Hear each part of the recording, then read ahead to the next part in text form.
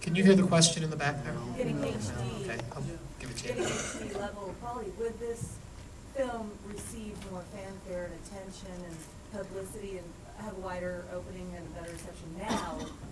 Would it have more credibility? It would receive a lot less now. What she's asking about, okay, she was asking about is with the technology and now and a lot of these films that are being made with non-traditional media capturing devices, phones and all of that stuff that's out there in the high digital development, but it's become more commonplace. Would a film like this get, am I capturing your question right?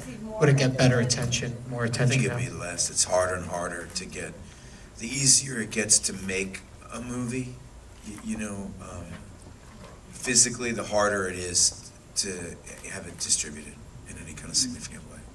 Yeah, we were sort of caught the end of, we actually had a distributor. You know, they showed in theaters, they played at the Lincoln Center. We're so lucky, you know, it's just, New York Times. I don't think it would today. We don't, yeah, it didn't make a lot of money, but it opened, which in the indie world now. Talk for a little bit for me about the collaborative effort between the two of you, because you've done some wonderful work together, and I'm curious what it is that draws the two of you together, what it is that you find makes the spark when you two work together. A like-minded sensibility. Is it? Well, Ethan knows me. Like, people ask, oh, how do you come together? It's like, there's no method. We just, well, we're friends, and he sends me something that he thinks I'll like, and I send him things he might like, and every now and then we have an idea, and we end up working together. And, you know, this informed probably the next thing we did together before Sunset. You know, the idea we had made a real-time movie, I don't think that movie would have been in real time had we not done this. We knew you could do it. You could make a movie in real time because we'd done it. I had made other movies that were like 24 hours, 8 hours. You know, they were time limited, but I always joked about doing it in real time. But we did it here, and then we did it again. You know, so. Oh, can I introduce our producer of this and Before Sunrise? Ann, are you here? She's here somewhere. Yeah. She's our producer.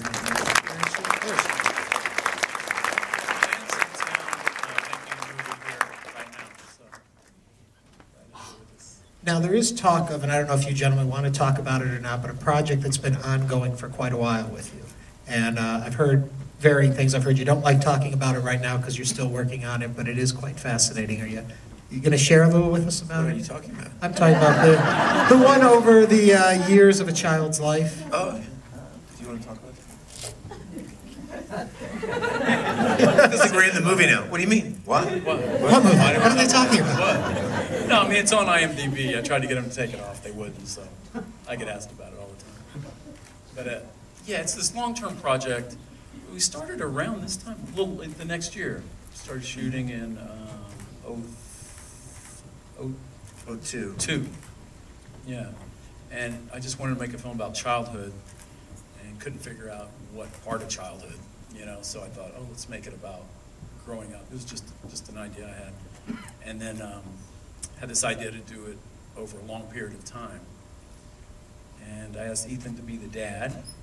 So we kind of shoot a little short film once a year for the last 10 years or so, with watching a kid grow up. Yeah, so we cast some young actors. Ethan plays the dad, Patricia Arquette plays the mom. And I hope people are interested about it in a few years. So. Yeah, we don't want to talk about it now because then it'll seem like it already came out. And, it's we're kind not of done with it yet.